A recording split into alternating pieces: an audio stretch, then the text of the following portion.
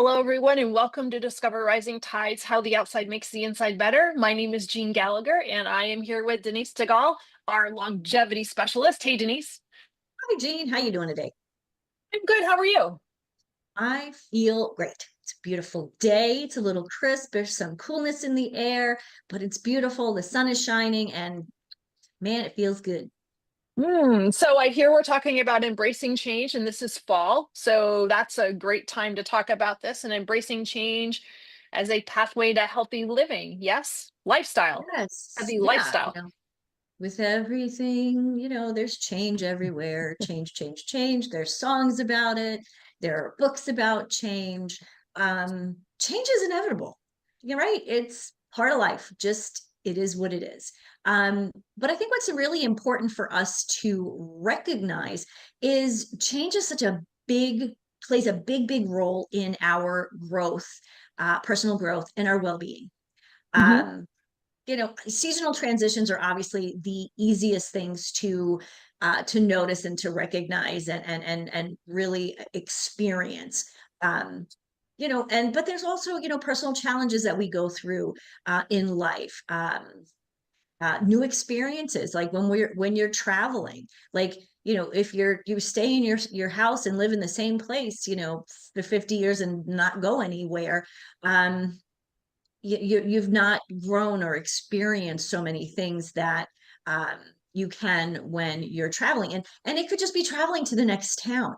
Mhm. Those experiences change who you are, kind of even changes like your like brain chemistry. um, so to me, change makes life better, richer, more fulfilling and exciting. What are your thoughts? There are times where change takes bravery too. Absolutely. Yeah. And the change can be the thought of change, depending on how much the change really is, the thought of change can be either really exciting or just create a non-action. Yes. And that's kind of one of those things, like, a non-action, no decision is really a decision, right? Yeah, And that right. non-action, what happens? We stay stagnant. Hmm. Um, you get stuck in a routine, um, especially routines that don't serve you anymore. Um, and then that's when we start to feel, um, is this it? Life is boring. Well, how many times people say, "Oh, I'm bored." There's so many things to do and experience. If you're bored, change things up. Hmm. I think too, And when people are thinking about an exercise change and there's that unknown of what if I can't do it? And that stepping into the unknown, even though an exercise change doesn't necessarily seem earth-shattering or life-changing. Mhm. It definitely can be over the long term, but is it, I'm afraid to commit to something for, will I be able to stick with it? What if it doesn't work? And you go through all of these things in your head that stops you from taking that brave step forward to do the thing that's going to make such a big difference. Right. And that's a mindset right there, that we're thinking exercise, routine, physical activity, it's a must. We have to do this. It has to be difficult. It has to be hard. But what if we actually reevaluated, physical activity? I hate the word exercise. I often use the word movement, right? We used to Mm. play. It used to be fun.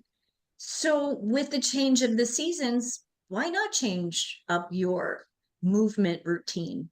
Okay, exercise Mm. if that's what you like. Um, I mean, this is something that I know you love. Hiking in the woods Mhm. in the fall. Mhm. Um, I have friends who live up in Denver, and they hike all through a good chunk of the winter. No, that's not something I know I would do because I hate being cold. But we've talked about some of these things. What about outdoor yoga? For some reason, people do that in the hot summer when it's 100 degrees. That's not fun. But you know what? When it's in the 70s and even in the 60s, that to me is much more invigorating and enjoyable. Bring joy, right? Mhm. Uh, and that's a fun activity. That's not necessarily something like, think about it. If you go, now I know you have a yoga practice that you've had for many, many years. Mhm. I don't know if I could call what I do a yoga practice. It's a couple of moves and, but what for me, that gets me moving in the morning. It kind of, Mhm. as I get older, it kind of gets the kinks out, Yeah, exactly. right? You always feel better afterwards. The anticipation of what you have to go through sometimes will stop you, but it is that, then again, it's that thought process that we all have to, we spend so much time in our heads. That 6 inches between our ears is can be so helpful, but also so detrimental to what really we should be doing. Let it Right. go and make it happen. And Exactly. don't worry about such a that you're because you've done it once, it has to be a commitment. Give it a try. Right. Make, if it's something that's fun, and like you said, like try something new. Make it more of an adventure than a chore or something that has to be done. Mm. This is a great time of year. So you know me, I love to be in the kitchen, and it is soup season. Woo, woo, woo, woo, woo. So change of season, change what you're eating, what you're putting on the table, what you're cooking. Um, there is nothing like a delicious cup of homemade soup, literally to warm you from the inside out. And to me, it nourishes every part of me, my body, my mind, my spirit, because I love to cook. I love that whole process. Mhm. And soups are easy.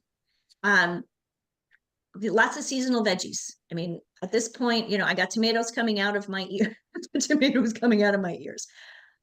But, in the summertime, I use those tomatoes, in salads, and usually we eat them raw. Well, in the Mhm. fall, this is a great time to use those. And at this time of the year, they're starting to look a little funky, Mhm. right? They're not as beautiful, look as pristine. Um, those are great to add into soups, into casseroles. Mhm. Uh, I'm sure you've seen it on the socials.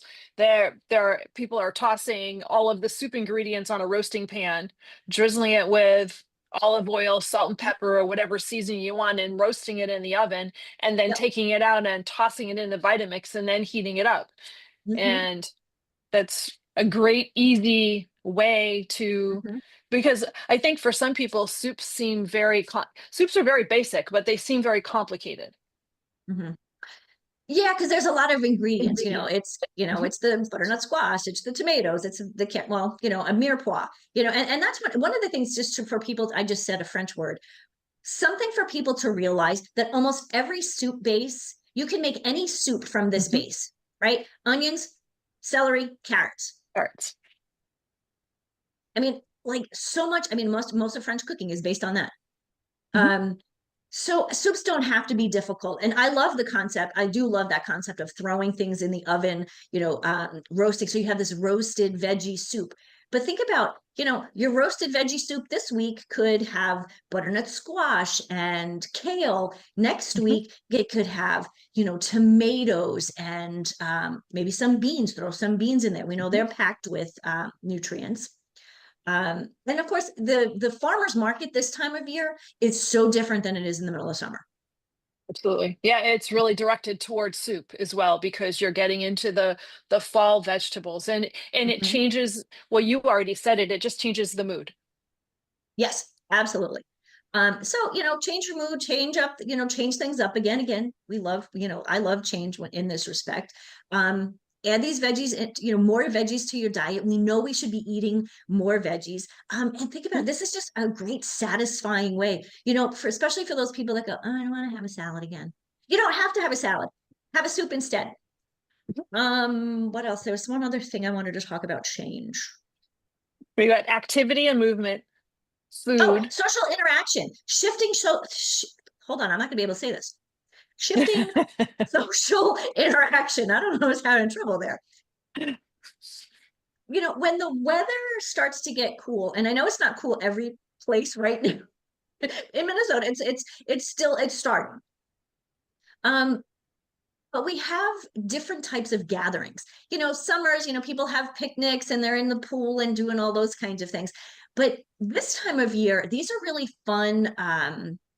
It's a really fun time to be able to have people over, sit in front of the fire pit and really just connect.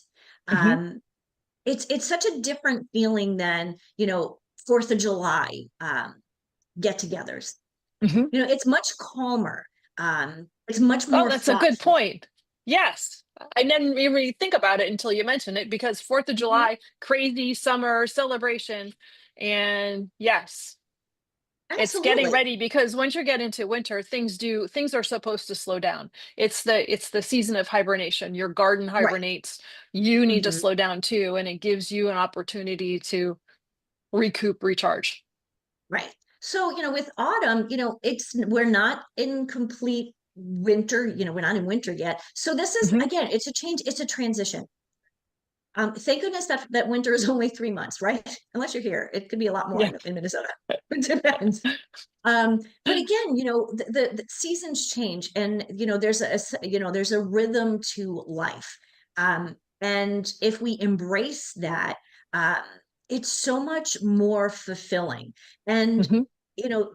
I love the fall. It's football season. Oh, I don't have my purse here. It's football season. Yay! I love college football.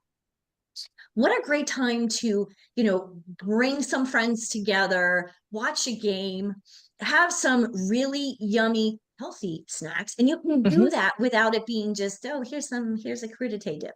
And be creative. So, I think, food and social interactions go together. So let's, kind of foster great relationships, maybe grow some new relationships.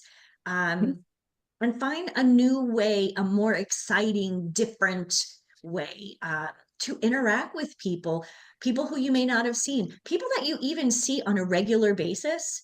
Maybe you see them, at work, or it's your spouse. But having these different types of social interactions will actually grow those relationships. Stop and have a cup of coffee with them. Stop and have a Initiate cup the of coffee. initiate the Yes. invite.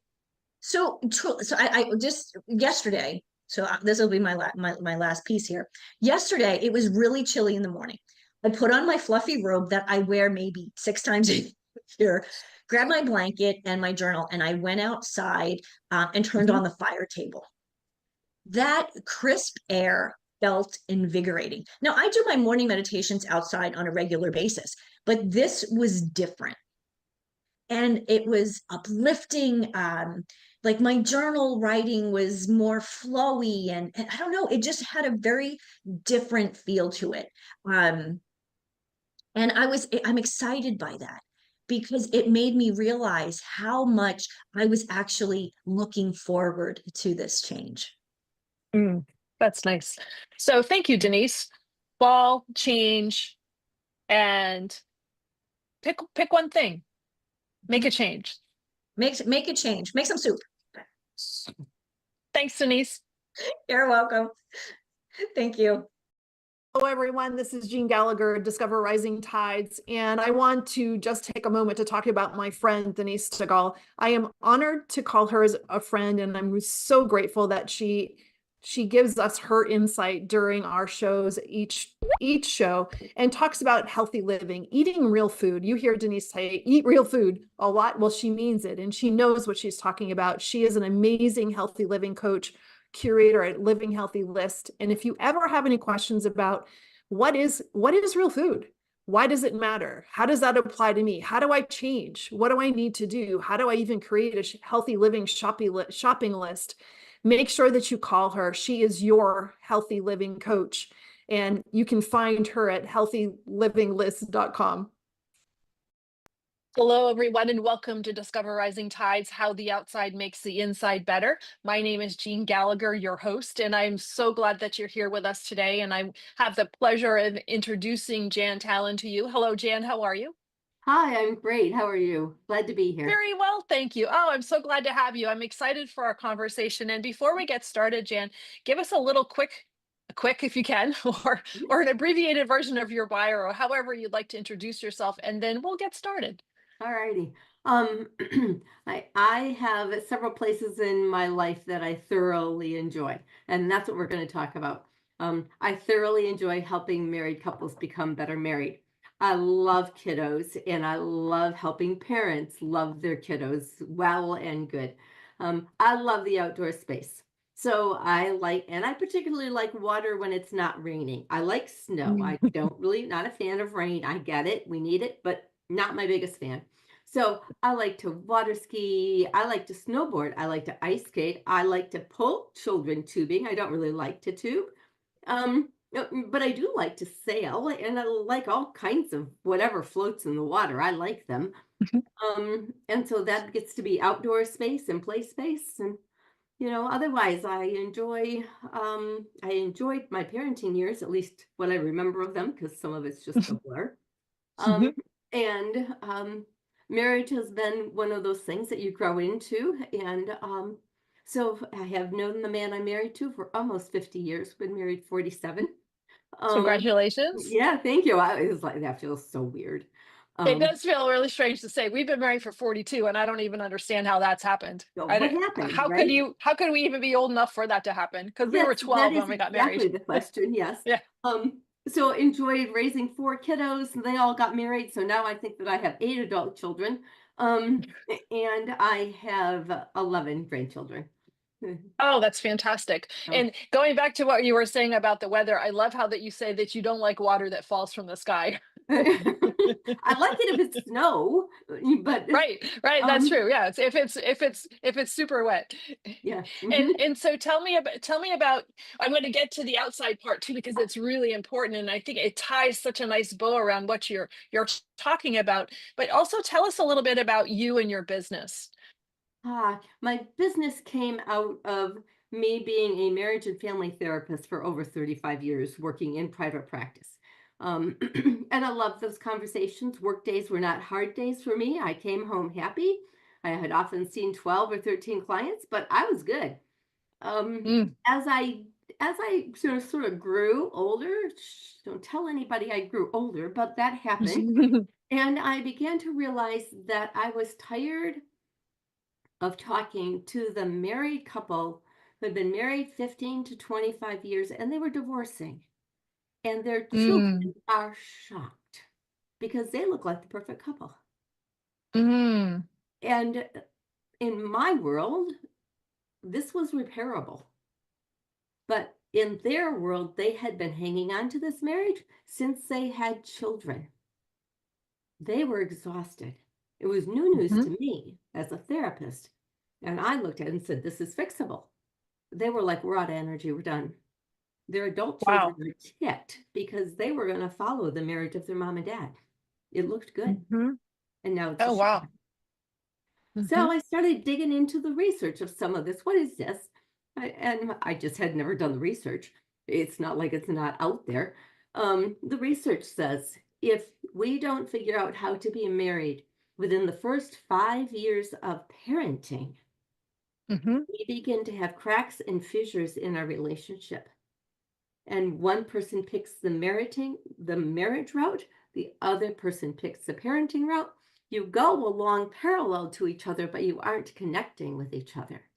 Mhm. When the kids leave, you don't know how to connect. Connection You've is lost that. poor. You've lost it. Mhm. And Mhm. it's repairable, but it takes a Mhm. lot of energy, and often Mhm. they're out. Wow. And so when you say that, it seems like such common sense. Yes. However, it's really nothing that's talked about and No. how important it is that you took your experience of people in the latter years of their relationship and took a step back to say, I wonder how this could be solvable.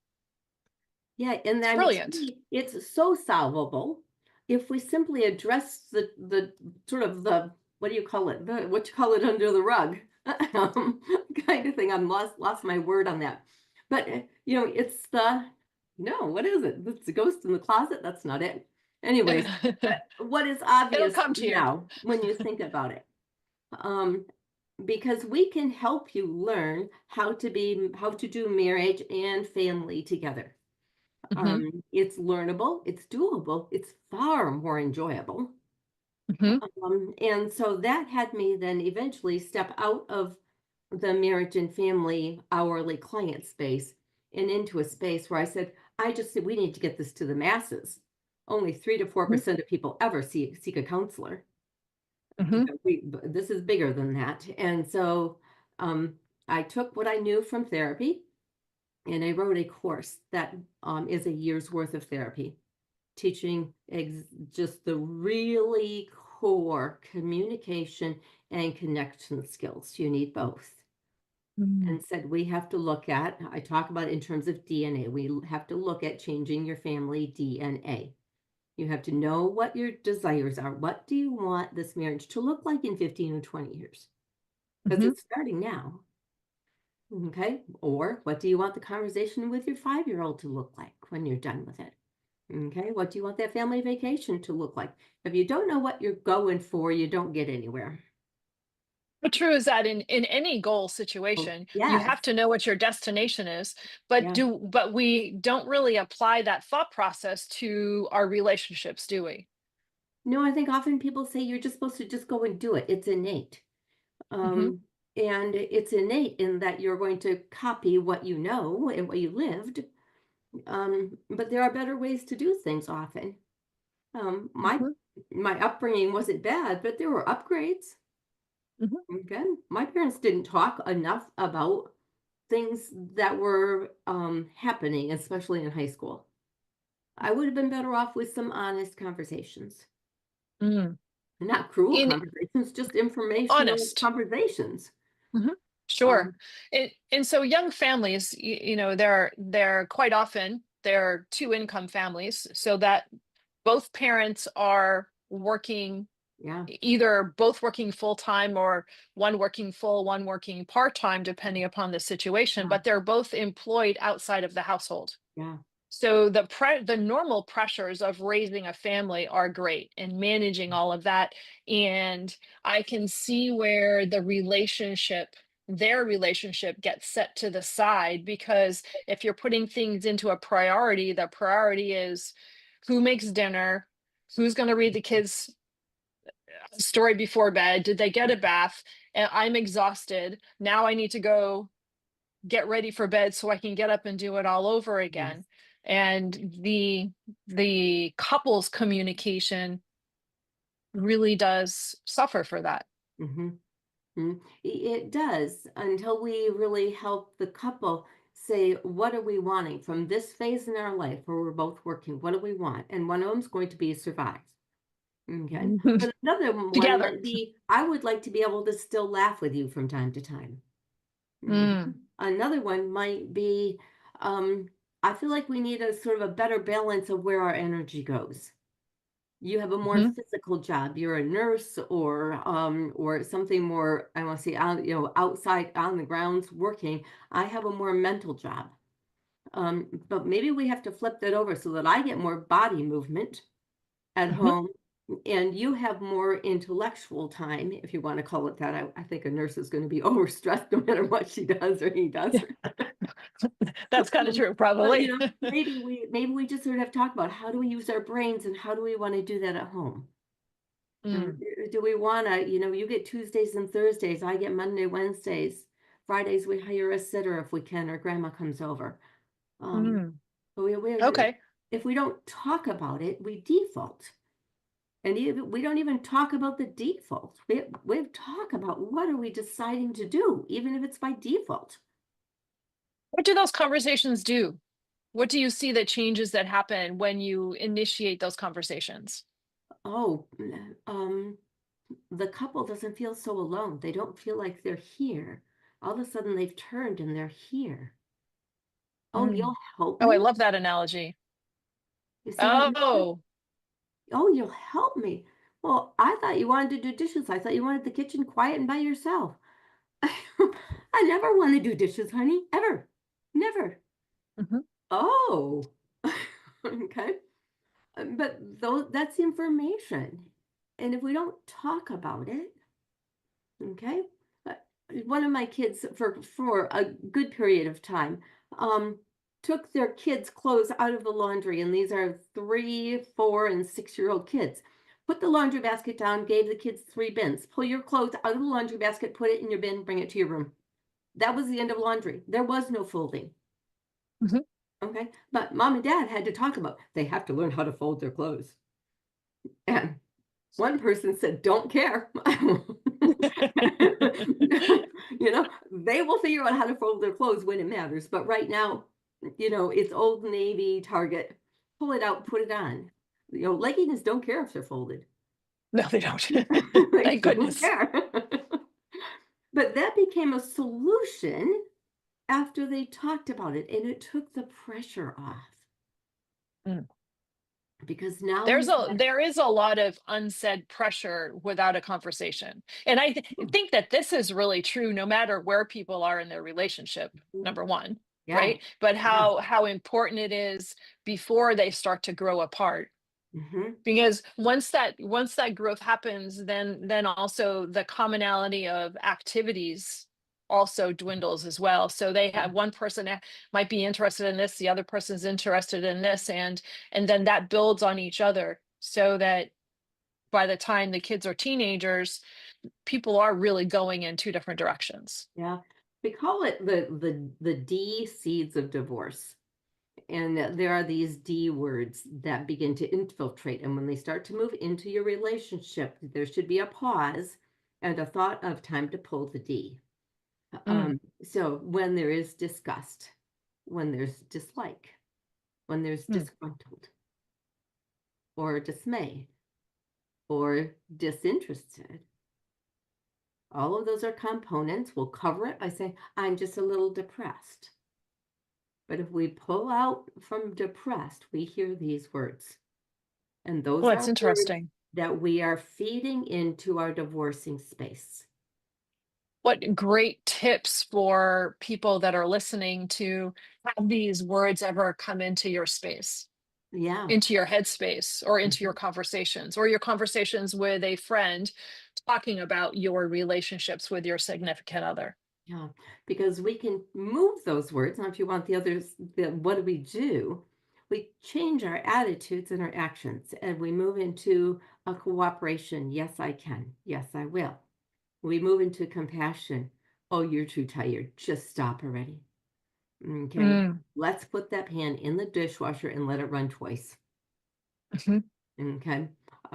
So there's cooperation, there's compassion, there's consideration. What will happen to my spouse if I do this? Mm. Is that worth the sort of the emotional money? And so there's consideration. Um, and we sort of look at a lot of C words that often help us see things better. Oh, that's wonderful. And so what do you see in the difference of the kids as Oh, the parents work through this? oh, well, kids follow their parents. If the parents are distressed, the kids are distressed. And they may not show it to you, but they follow their parents. And parents like to think those kids are resilient. It doesn't matter. No, those kids are learning how to tunnel. Okay. They're learning how to live internally. They're learning how to shut up. They're learning how to put on a cold face. Okay. Is this good living? No, at least not in my world, not when I'm looking for a healthy adult 15 years from Mhm, now. um, so the kids may become very quiet, but the kids often, because especially when they're little, I'm going to give them without much language. So 5 and younger, they're mhm, going to cry more. They're not going to want to go to bed. They're not going to want to mm, eat, or they're overeating. They're going to want that show and want to just live into their little tablet. Because mm, life outside their mom and dad aren't feeling very safe, and it mm. just breaks your heart. Um, these little kiddos. Because they're in their own way, without words, they are communicating through action. Oh, absolutely. I mean, Mhm, even in adults, communication is 85% nonverbal. mm. So, Really? That high? yes. Wow. Uh-huh. Words Wow. matter. But if your words don't match your actions are what people are going to remember, not your words. Interesting. Um, 85%. Wow. yeah, some people will go to 80, but it runs right in that. And some people will break it up into 3 categories. Just know that how you are behaving, how you look, how you sound, um, all plays into things. And so then as the parents start having conversations together, either privately or in an open area, like where the kids are located, where Mhm. they might not be in the conversation, but they're listening, they're paying attention. Yeah. The kids' behavior starts to change and evolved. As the parents calm down, the kids calm down. Now they might Mm, be 6 weeks behind because they gotta mhm. test out whether or not mom and dad are real. Who is that couple? Right? Like, um, and I Okay, give them so I think that permission. that's important to state. Okay, we talked today, the kids aren't any better. So it's going to take more than a day to fix this. Well, because their brain pathways have to calm down. They Mhm, have to figure out their body has to figure out how to not run cortisol and adrenaline all the time and be on edge. And mm. that takes time for that brain and that body to think that this is safe enough to just run that. You only need to turn those hormones on when there's actual danger. Um, and it just takes a while for brain and body. We usually say 3 months for that to really become a habit where kids will feel really safe. So mom and dads have to It, stay with it. mhm. Mm. Well, it's going to take a while for a mom and dad to, or whatever the parental pattern Yeah. is. It's going to take a while for that, for those two people to create a new habit of communication. Yes. Yes, it is. Um, and that's where both, well, I'll do a gentle nudge. That's where my program will help Mhm, coach, coach you and coax you through it, both by good learning, but also by having me as your coach for each module that happens. So we great help segue, you because I was going to ask you to explain integrate your program a little bit more. So that. let's get into the program. So Okay. you say it's a 1 year course, and break it down a little bit for us so we understand what's entailed in the program, Yep. please. Yes, thank you.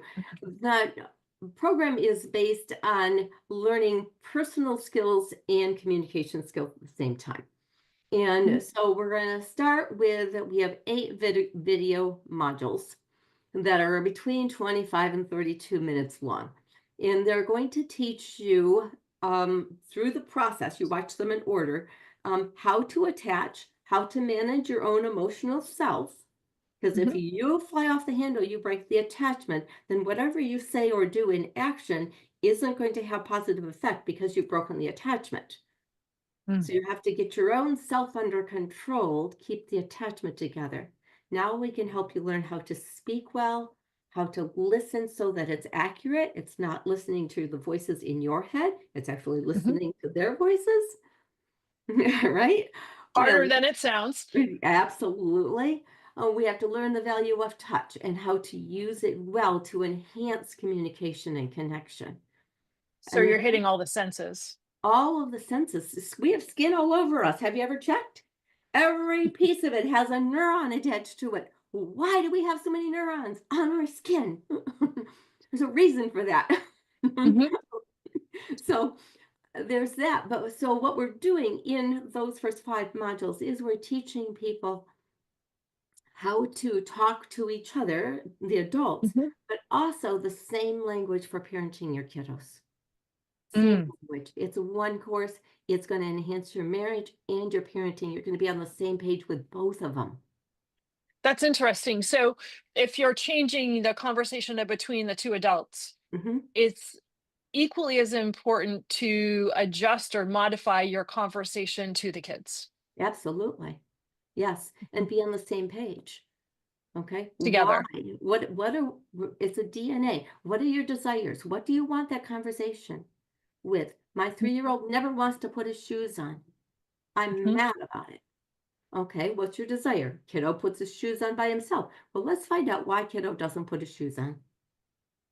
mm, Okay. Let's just find that out. I mean, I had this with a grandkid last summer, was don't want to wear those shoes. I finally looked at him and I said, "What's the matter with these shoes?" He says, "My pinky toe can't fit."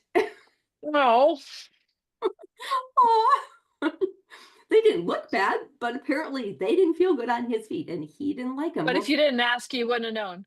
It was right. just contentious Yes. moments trying to put them on Yeah. because the kids aren't going to necessarily bring up why.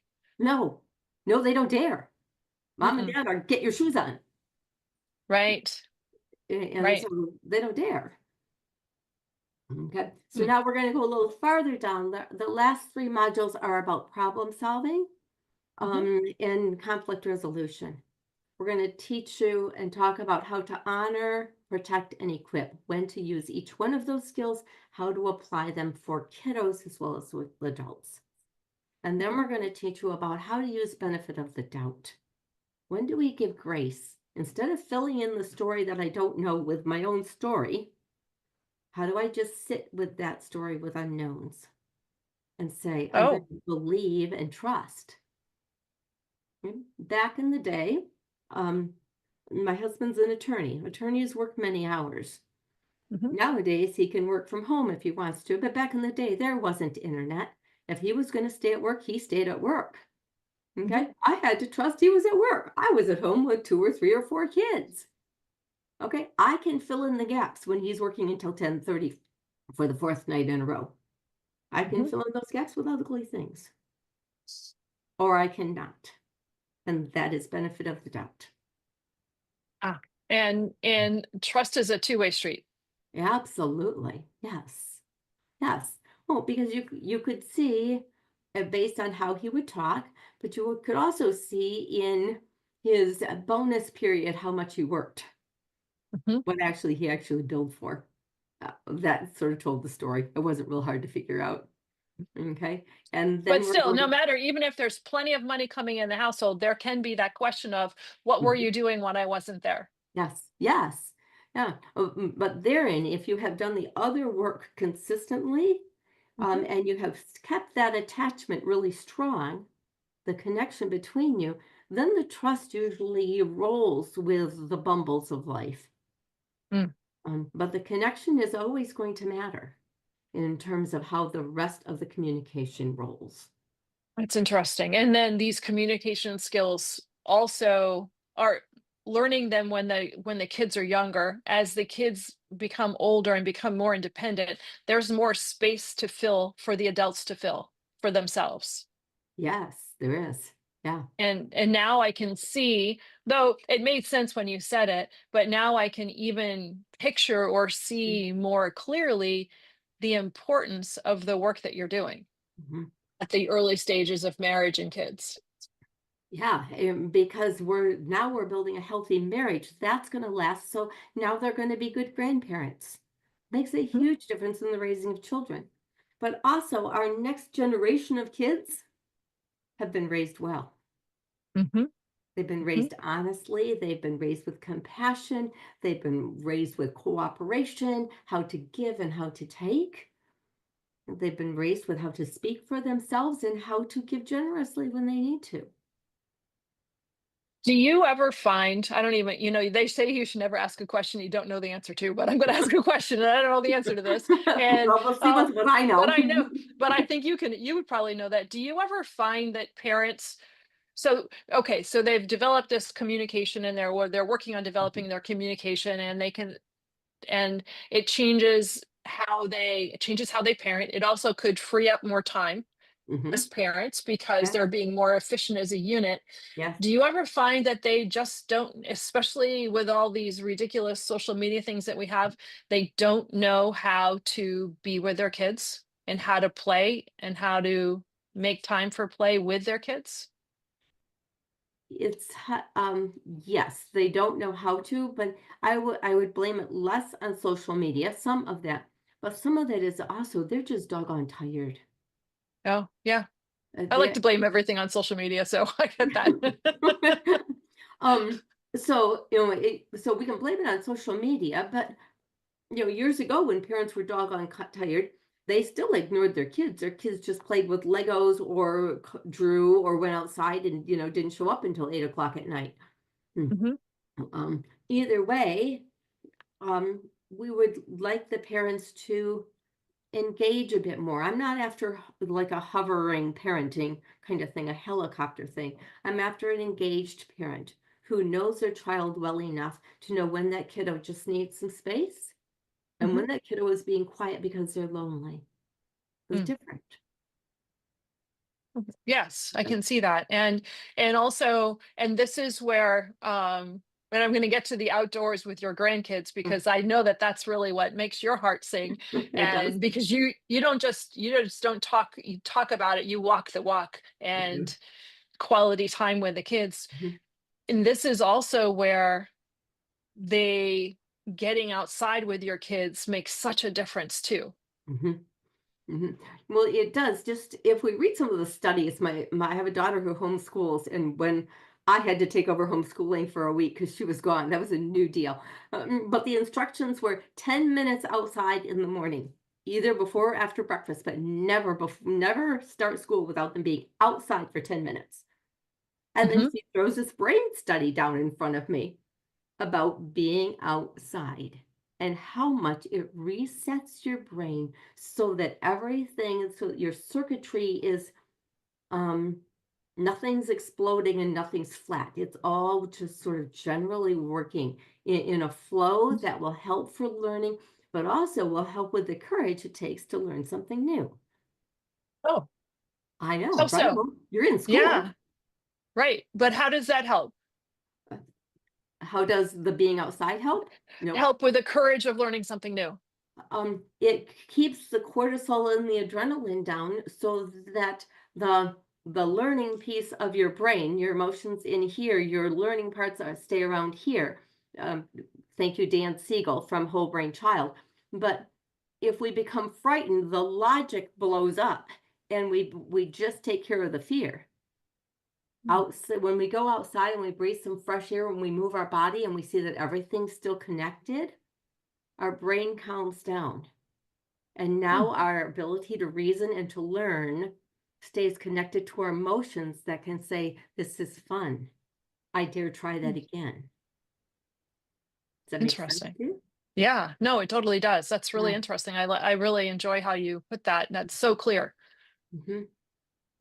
And so, even when our kiddos are frightened about learning something or about doing something, or even, the one with the shoes, uh, their brain has done this. The emotions are now exposed because the Hmm. logic and the reasoning has sort of flipped its lid. Takes about 20 minutes for adrenaline and cortisol to settle out if we stay calm. Hmm. These guys come back down, they hug your brain. You're not punching, you're hugging. Okay, now we're all connected, and now we can talk to that kiddo about what's the matter with that shoe. And Mm. we can talk to them about, let's look at what they're asking you to do with those numbers again. But we have to be connected, Hmm. kiddo's brain and Hmm. adult brain. Hmm. Mm, mm, Interesting. No, that's incredibly interesting. mm. And so that came from, you said Dan Stegall. Tell me about that. Yeah, Dan Siegel, I believe it's Stegall. Siegal. He writes Hmm. many books, but the one that I'm drawing from is called The Whole Brain Child. Mm. A fascinating book. Every parent should read it if you've got littles in the house because it explains what's happening to brain development. We aren't born with an adult brain, we're born with a kiddo brain. And we are growing neurons like they're blowing up. But those neurons have to create pathways. And Hmm. how we parent and the experiences we give our kids and the fears we give them, as well as the encouragement or the safe places, help those brains develop. Interesting. Mm. And so in our little kids, Dan Siegel will say, his research will say, our kiddos before 3 or 4 don't have any logic and reasoning. These are floating around here with nothing really attached, which is why they throw temper tantrums. They've got nothing to cover their emotions and say, "Dear honey, it's okay." And so that's what moms and dads are supposed to do. Don't be To mad. cover that for them. Yes. Yeah, isn't that sweet? I just think it's just It really is. sweet. It is. And so going back to what you're saying before, because if mom and dad aren't showing up authentically in their relationship or their relationship in total as a household, Mhm. they're not able to cover those and provide that support that Yeah. those Mhm. 3-year-olds really need. Yes. Yeah. Yeah. And therein the kiddo learns how to stuff his emotion, how to sort of become passive aggressive. Mhm. Okay. I'll cooperate here, but over here, I won't. I will intentionally splash all the water out of that tub. I will walk by and hit my sister. I didn't hit my sister. What you talking about? Those kinds of things. So, yeah. And we've all seen those. We've all done those, and we've all seen those. Tell anybody. And so for you, and you, in order for you to show up for your clients, Mhm, and also in order for you to show up for your grandkids, because you have a very active role in caring for your grandkids, I do. Hmm. and how fortunate it is for them. Yes. And yeah, and so how does the outdoors play a part for you? What does it do for you? We have more fun outside. Hmm. You know, so I'm fortunate enough to live on a lake and to have a boat and to have grandkids that like to swim. But bringing the boat out in the middle of the lake and diving with them and seeing ones who can go deep enough, seeing ones who can swim around the boat faster. Watching the little ones sit on the platform and then they've got their life jacket on, thankfully, right? But then they're jumping to me and becoming braver and braver and putting their head under the water. Those things are just fun. When we Hmm. learn how to ski together and we race each other down the hill and I give a tip about, well, when you fall, if you face this way instead of that way, you can get up on your snowboard easier. There are just some There's things, truth to that. there's you know, there's a lot of truth to that. there's a lot of truth to that. Um, so that playing builds trust, and playing with your kids always builds trust if it's done kindly. It builds trust. Lets me be genuine. Mhm, And I'm not always like parenting. Then we're just playing. mhm. And it lets the kids be kids. Have you always been active? Yes, I have been. Mhm, mhm, This is really interesting because, to be honest, mhm, when you become a certain age, mhm, the number of people that are active starts to dwindle. mhm, mhm. And what how has remaining active been so important to you, as now that you're of a grandparent's age, of a certain age? Um, well, it's important because I want to do the things I want to do. I have had a severe shoulder injury where they said, well, you might not throw a ball. You might not reach behind your back. You might not ever be able to brush your hair all the way down. And Mm, I just looked at them and said, I don't know what age you think I am, but I'd like to tell you I'm 32. I was not 32. I was a few years older than that. But I told them I'm 32. Now fix it like I'm 32. mhm, But that's sort of been my attitude towards things, and thankfully my body has cooperated. mhm. Not everybody's does. Um, but it's the staying active that lets me be active. This if It's I were to stop and start and stop and start. So I do very intentional, high energy workouts, but it's so that I have the stamina and the muscle reaction and tone to be able to be pulled up by a boat, to be able to Mhm, manage if I fall on my snowboard. I have to have my muscles connected well enough so that I don't mhm. fall apart. Right, and that's really important. It's all about doing the work. Yes. What does your exercise routine look like? A small plug, I'm an Orange Theory fitness girl. Mhm, And that's a high intensity workout. And I do that twice a week. And then I have friends who, like me, like to walk faster than what we run. So I walk very fast. Um, that's me too. yeah. I don't, Um, I don't have very walking partners because I walk fairly quickly. My running game is not, ugh, it never has been, but boy, can I walk quickly. Yep. Yep. So, and then that leaves me to having the fun in the water or on the snow or whatever. But I don't Mhm, use those as my workout spaces. I use those as my play spaces. mhm. Yeah, and I think it's really important, and I'm glad you mentioned it because it is important, that maintenance piece, to make Mhm, sure that if you want to be active, to do the fun things, you have to, especially when you're north of 50 and north of 60, mhm. that six number really requires maintenance It requires maintenance. Yes. consistently. Mhm. Yes, and that part's true. It's a consistent factor. Um, Mhm, but the other thing I'm going to say is that it's worth it. mhm. I can't tell you how many friends who say, "Oh no, I don't do that anymore." And I'm like, I would be so bored, just so Mhm, bored mhm. and confused because I, me is active. Who am I if I'm not? Then Right. I don't know me. No. Mhm. Yeah, Um, it is important to be able to take advantage of the time that you have to be yeah. ready and prepared so that you can snowboard Yeah. Yep. and do those things. Yeah. Yes. Exactly.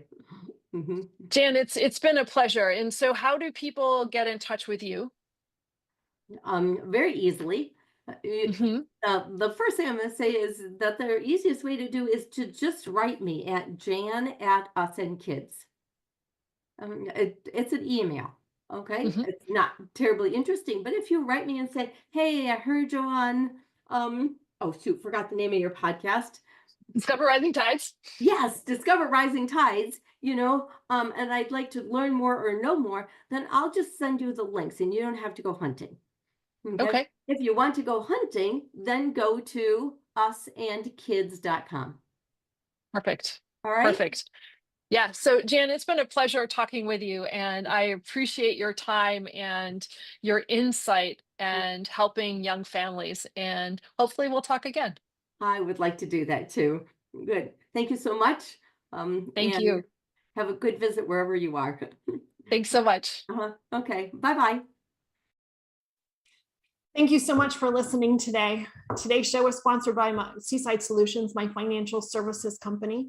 As a business owner, it's easy to be pulled in many different directions, and often taking care of yourself plummets to the bottom of the list. For me, I find myself outside to reground.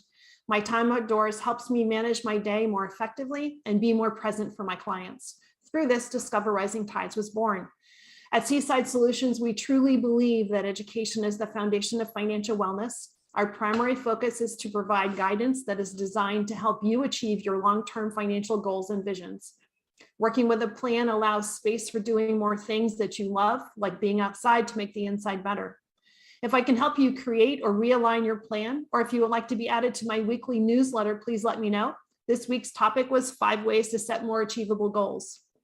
Your referral means the big, beautiful world to me, and if I can help, please let me know. And thank you so much for listening, and see you next time.